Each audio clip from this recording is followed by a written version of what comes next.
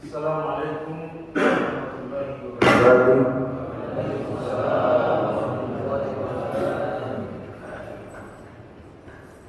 Alhamdulillahilladzi arsala rasulahu bil huda wa dinil haqq liyudhhirahu 'ala ad-dini kullihi wa kafaa billahi shahidan.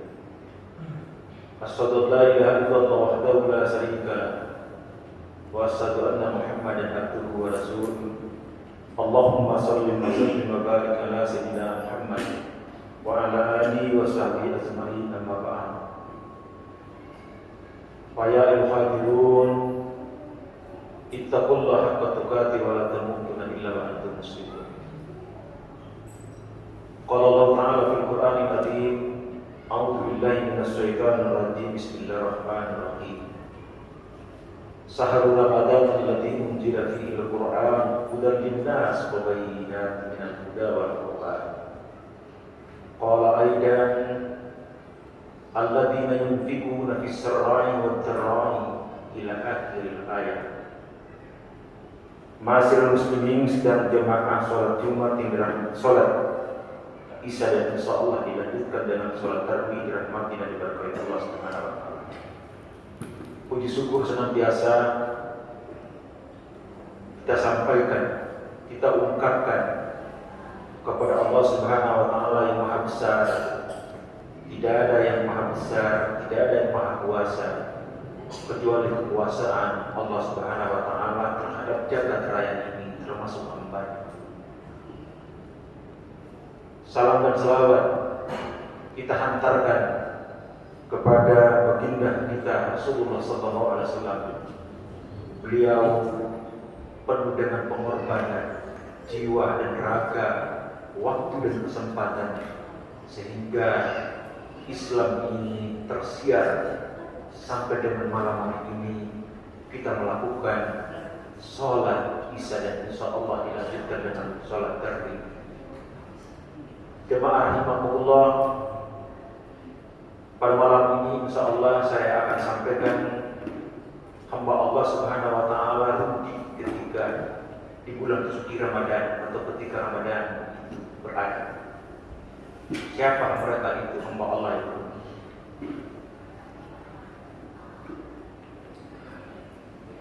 Hamba Allah yang merugi yang pertama, ma'asyiral muslimin rahimakumullah, ketika Ramadan itu tiba, terusik dirinya bahwa Ramadan itu, kehadiran Ramadan itu membuat dia sengsara hidupnya, karena dia akan berpuasa menahan lapar dan haus. Sehingga ada sebagian informasi yang kita peroleh, bahkan di jalan-jalan kita lihat pada puasa keempat, kelima dan seterusnya itu ada kita jumpai seorang atau dua orang, bahkan banyak atau sebagian hamba Allah Subhanahu wa taala, ada umatnya, ada sahabatnya, ada hamba Allah yang bersama dengan dia tengah melakukan ibadah puasa, tapi dia tega, enggan, tidak menghargai orang sedang berpuasa, yaitu makan, minum, merokok di tepi jalan.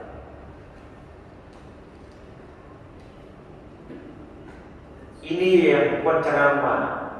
Lihat fenomena yang ada, ma'asyiral muslimin rahimakumullah. Begitu tega seorang hamba Allah mengaku dirinya beriman, bertakwa kepada Allah, ketika Ramadan tiba dia merasa terusik bahwa Ramadan ini akan membuat dia sengsara, ketimbang dengan ada sebagian besar hamba Allah Subhanahu wa taala. Dia senang, bahagia ketika Ramadan ini tiba, dan dia akan sedih, menangis ketika Ramadan ini akan berangkat tinggalkan beliau, mereka.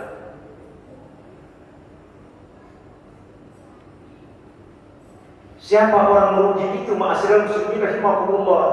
Allah Subhanahu wa taala berfirman dalam Quran surat Al-Asr, wal asri. Ayat ini diawali dengan sumpah waktu demi masa.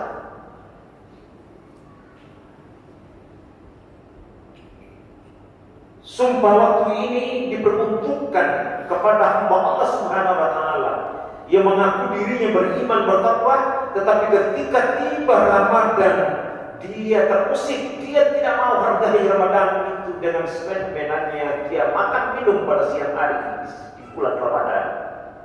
Dia tidak memanfaatkan waktu. Kehadiran Ramadan sekali dalam setahun, belum tentu Ramadan tahun depan menghampiri kita. Apa yang menjadi bekal kehidupan kita? Kita Ramadan itu pergi, kemudian kita dipanggil oleh Allah Subhanahu wa Ta'ala. Sementara ketika Ramadan itu berada di tengah-tengah kita tidak hargai. Dia tidak memanfaatkan waktu itu untuk melaksanakan ibadah kepada Allah Subhanahu wa Ta'ala. Itulah orang yang rugi. Illal ladzina amanu, kecuali orang yang beriman. Ini yang penceramah biasa maksudkan dengan kecerdasan spiritual.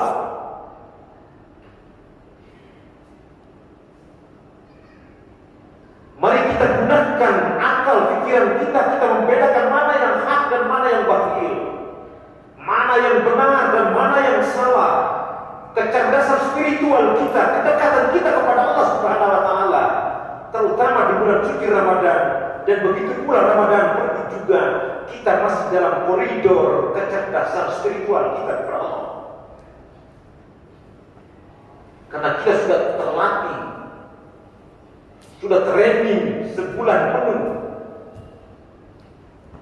maka dia senantiasa berada dalam koridor alladzina amanu. Kecerdasan spiritual, kedekatan kita kepada Allah. Sholat 5 waktu sehari semalam, sholat sunnah.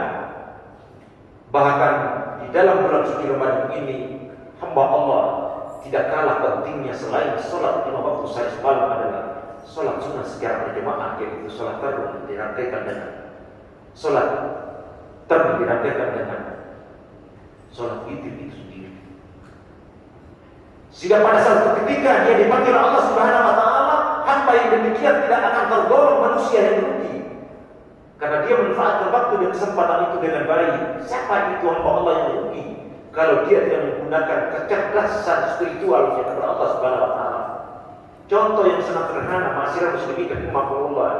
Ketika ada hamba Allah Subhanahu wa Ta'ala di yaumil mahsyar nanti, timbangan kebaikan sama dengan timbangan kejelekannya, maka malaikat melapor kepada Allah Subhanahu wa Ta'ala, wahai Allah, ada hamba si fulan, timbangan kebaikan sama dengan timbangan kejelekan. Mau kemana ini dibawa? Kemana mau dibawa hamba seperti ini ya Allah Subhanahu wa Ta'ala? Mau ke surga juga tidak bisa, karena timbangan tidak melebihi untuk ke surga. Mau ke neraka juga sama dengan timbangan dia mau ke neraka surga. Apa yang harus kita lakukan ya Allah Subhanahu wa Ta'ala? Dalam sebuah riwayat, Allah Subhanahu wa Ta'ala menyampaikan kepada malaikat, periksalah sholat sunnahnya.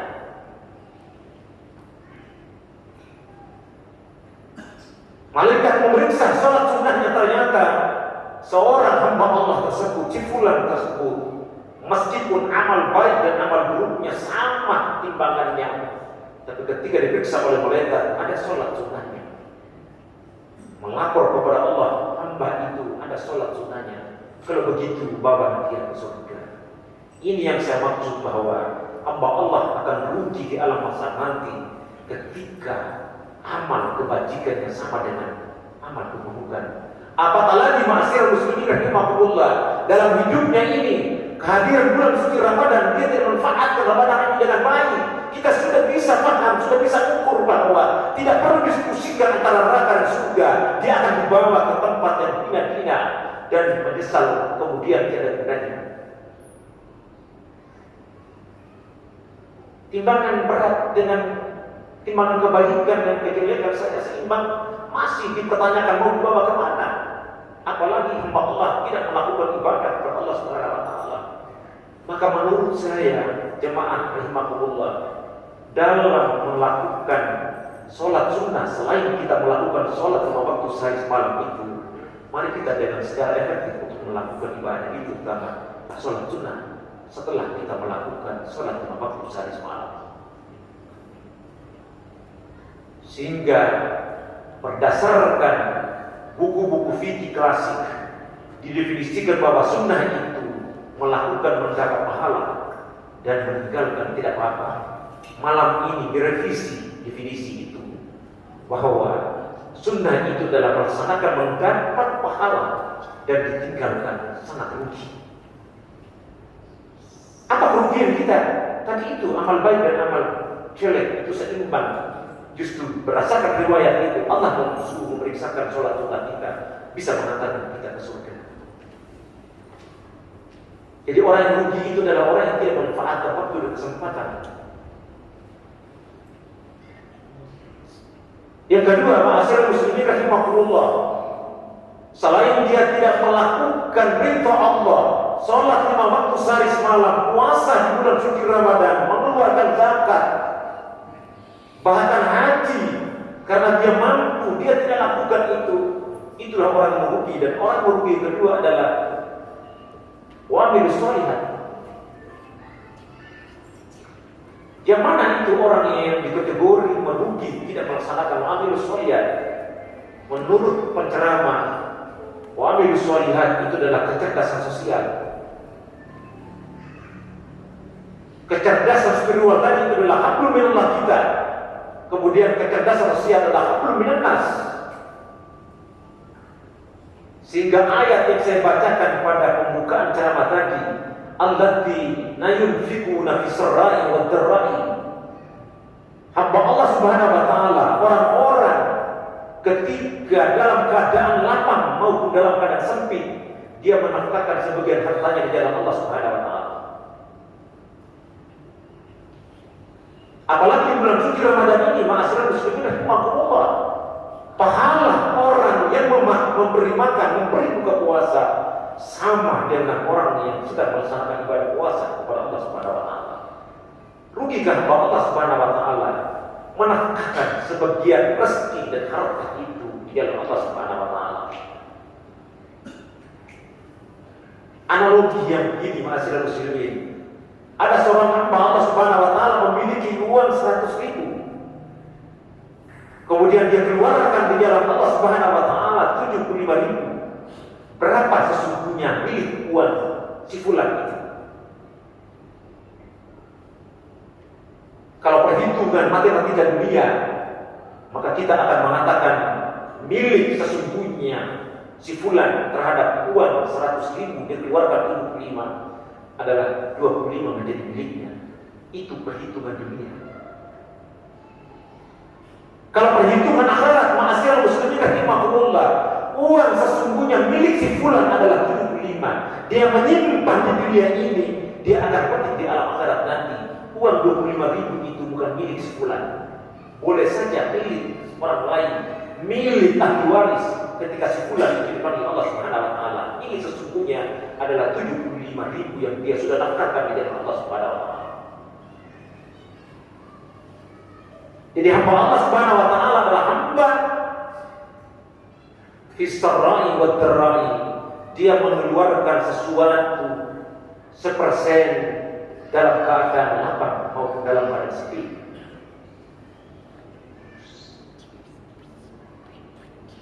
Jamaah rahimakumullah, jika hamba Allah Subhanahu wa taala telah melakukan atau kecerdasan spiritual dengan Allah Subhanahu wa taala, kemudian kecerdasan sosial dengan sesama manusia, tapi ada hal yang paling penting dan boleh saja ibadah yang dilakukan, kecerdasan spiritual, kecerdasan sosial itu tidak akan diijabah oleh Allah Subhanahu wa taala oleh karena disebabkan pada orang yang merugi ketiga ini. Siapa mereka itu? Adalah hamba Allah tidak saling memaafkan di antara sama manusia. Wal qadimina ghaib wal 'afi'an lin-nas. Ayat yang saya bacakan tadi, ma'asyiral muslimin rahimahullah, selain dia menafkahkan hartanya dalam keadaan sempit maupun dalam keadaan lapang, dia menahan amarahnya dan memaafkan saudaranya.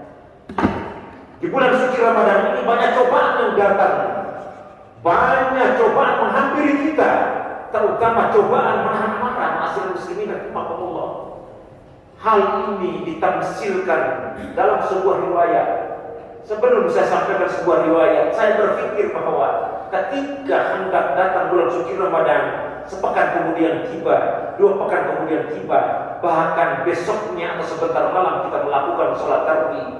Saya termasuk pribadi sering mengirim pesan di WA. Apa pesan kita yang sangat singkat di WA? Marhaban ya Ramadan 1443 Hijriah. Selamat menjalankan ibadah di bulan suci Ramadan dan mohon maaf lahir dan batin.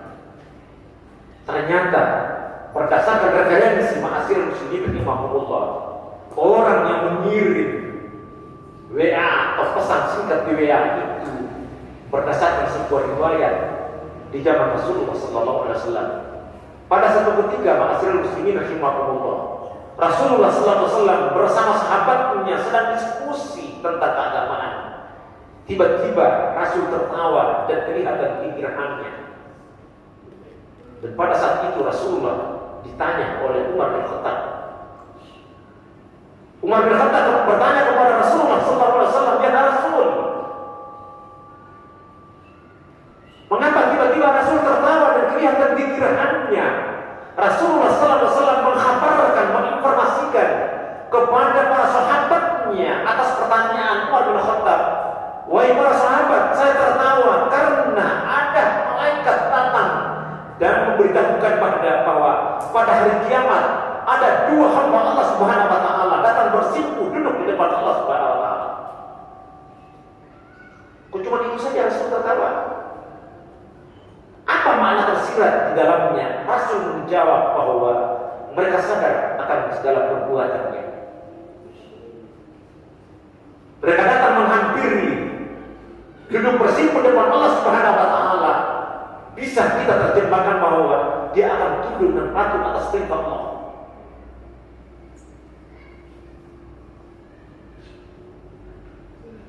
Setelah itu Ma'asyiral Muslimin rahimahumullah, dialog selanjutnya, riwayat selanjutnya menceritakan 2 hamba Allah Subhanahu wa taala yang duduk bersimpuh di depan Allah Subhanahu wa taala tadi. Ada seorang hamba Allah bermohon kepada Allah agar segala kebaikan saudara yang di sampingnya itu akan pindah kepada dia. Segala pahala kebaikan si fulan yang ada di sampingnya itu, wahai Allah, ambilkan pahala kebaikan itu dan serahkan kepada saya. Apa kata Allah Subhanahu wa taala kepada hamba Allah yang mengadu? Wahai hamba yang mengadu kepadaku, bagaimana mungkin saya akan mengambil pahala kebaikan temanmu ini, si fulan yang ada di sampingmu ini, sementara tidak ada kebaikan yang dia bawa di hadapanku ketika dia duduk bersimpuh. Tetap mengadu seorang hamba Allah tadi. Kalau begitu, ambillah segala dosa saya yang pernah saya lakukan, kemudian bebankan kepada si fulan ini. Coba bayangkan itu Ma'asyiral Muslimin rahimahullah. Tadinya Rasulullah SAW tertawa sampai pikirannya kelihatan. Kembali Rasul menangis, meneteskan air mata, memikirkan umatnya. Dan ketika itu Rasul mengatakan kepada para sahabatnya, pada hari itu adalah hari yang sangat mencengangkan, karena ada sebagian hamba Allah Subhanahu wa taala mengadu kepada Allah agar dosanya bisa dibebankan kepada saudaranya. Ini sangat mencengangkan pada hari kiamat nanti. Jemaah rahimahullah. Riwayat selanjutnya diceritakan oleh Rasulullah SAW. Setelah Rasul menangis, bersedih, Allah Subhanahu wa taala memerintahkan kepada hamba yang mengadu tentang dosa dan kebaikan si fulan agar pindah kepada dia dan dosanya pindah kepada si fulan tadi. Wahai hamba Allah Subhanahu wa taala yang mengadu kepadaku tentang kebaikan sahabatmu ini, coba angkat mukamu dan pandang wajahmu ke depan. Seorang hamba yang mengadu tadi, dia mengangkat mukanya dan memandang ke depan. Apa yang terjadi? Dia melihat istana-istana yang terbuat dari emas yang sangat megah. Dan pada saat itu seorang hamba Allah yang mengaku tadi bertanya kepada Allah Subhanahu wa taala, "Wahai Allah, beritahulah kepadaku istana itu buat Rasul siapa? Istana itu buat Nabi siapa ya Allah Subhanahu wa taala? Istana itu buat fisabilillah siapa ya Allah Subhanahu wa taala? Beritahulah kepadaku supaya saya bisa memperbaiki diriku. Semoga saya menuju ke sebuah istana itu.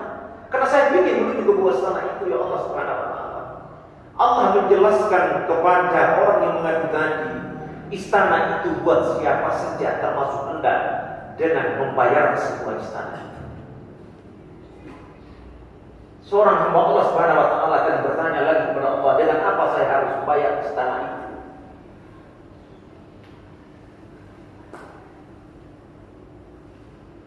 Allah menjelaskan bahwa untuk membayar istana itu bukan pakai uang miliar. Tidak pakai materi untuk engkau bayar istana itu supaya kamu bisa menuju ke istana itu. Sangat sederhana sekali untuk kamu menuju ke istana itu adalah maaf kalau saudara ada samping. Coba begitu mendalamnya itu riwayat. Dan dia kembali memeluk saudara yang ada di sampingnya. Dan dia berkata, memohon, kita saling memaafkan. Segala kesalahan yang dialamatkan kepada saya, di dunia engkau menzalimi saya, engkau memfitnah saya, sehingga saya berdoa kepada Allah Subhanahu wa taala agar pahala kebaikanmu itu diserahkan kepadaku. Ternyata tidak ada pahala kebaikanmu juga, karena banyak kezaliman, karena banyak fitnah yang difitnah dia. Banyak harta bukan hakmu, kau ambil pakai. Sampai dengan dosaku ini masih ada, akan aku serahkan. Saya berdoa kepada Allah supaya serahkan kepadamu. Makanya itu membuat Rasul menangis. Hamba Allah dan dia mengadu kepada Allah. Dia mengatakan kepada Allah Subhanahu wa taala, "Wahai Allah Subhanahu wa taala, aku sudah maafkan saudaraku yang ada di samping. Kalau begitu, berdirilah, wahai hamba Allah, bergandengan tangan untuk menuju ke sebuah istana." Apa inti yang bisa kita petik dari sebuah riwayat ini? Adalah saling memaafkan. Sehingga saya pahami, ma'asyiral muslimin rahimakumullah, Ramadan datang itu tidak kepada orang tua, atau Ramadan itu tidak datang kepada anak yang durhaka kepada orang tuanya. Ramadan tidak akan datang menghampiri Allah Subhanahu wa taala demikian. Meskipun kamu melakukan ibadah Ramadan, sholat 5 waktu sehari semalam, kalau kamu durhaka kepada orang tuamu, tidak akan terima pahala di sisi Allah Subhanahu wa taala.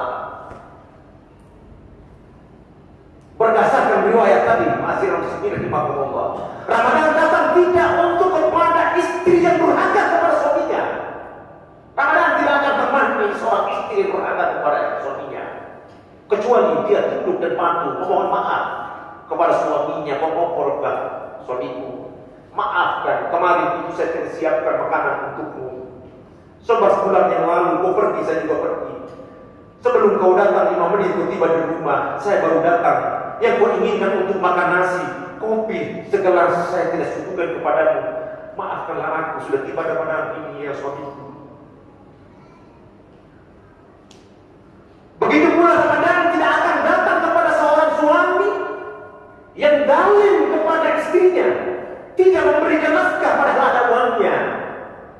Tidak akan datang pada Ramadan itu menghampiri seorang suami punya kewajiban tapi tidak memenuhi kewajiban terhadap istri dan anaknya. Kalau begitu Ramadan datang untuk siapa? Untuk orang-orang atau hamba Allah Subhanahu wa taala.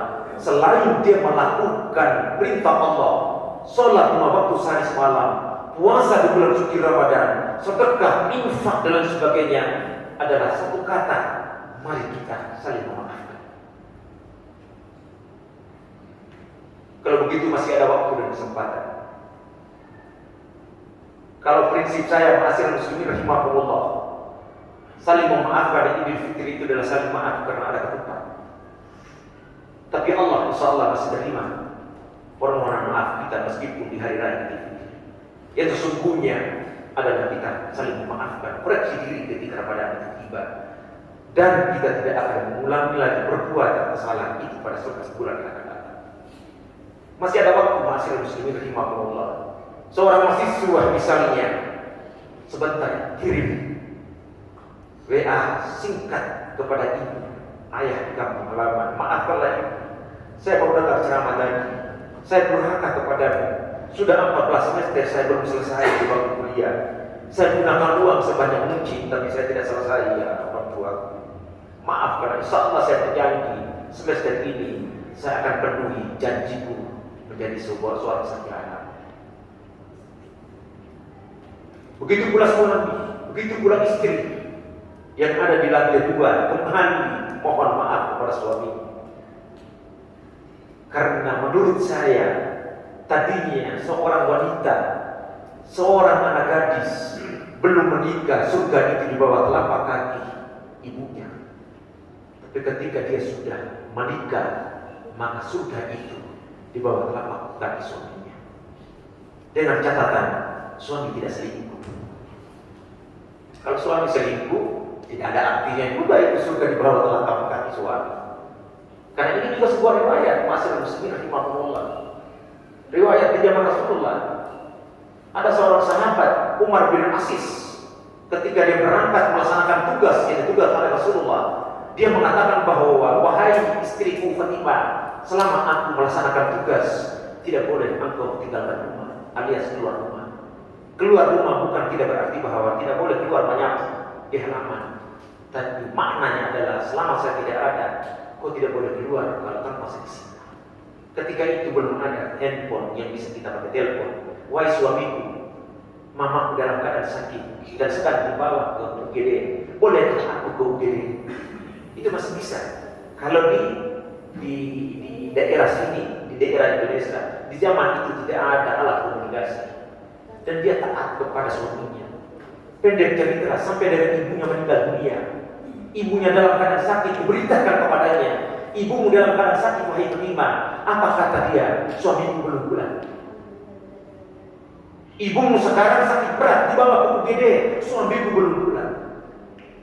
Ibumu ke dalam sekarang dalam keadaan sakaratul maut, suamiku belum pulang. Ibumu sekarang sudah innalillahi wa inna ilaihi raji'un, hendak dibawa ke tempat pemakaman terakhir. Berilah tahulah kepada Rasulullah, suamiku belum pulang. Coba kira-kira kalau ibu-ibu di dalam sarang, apa itu? Dia apa itu? Kalau ibu-ibu di Patalasan, ibunya tidak masuk rumah sakit, Pak Bote tidak bertahu suaminya, ibuku sakit bapak, bolehkah saya pergi? Apalagi pergi dia tidak bisa di sini.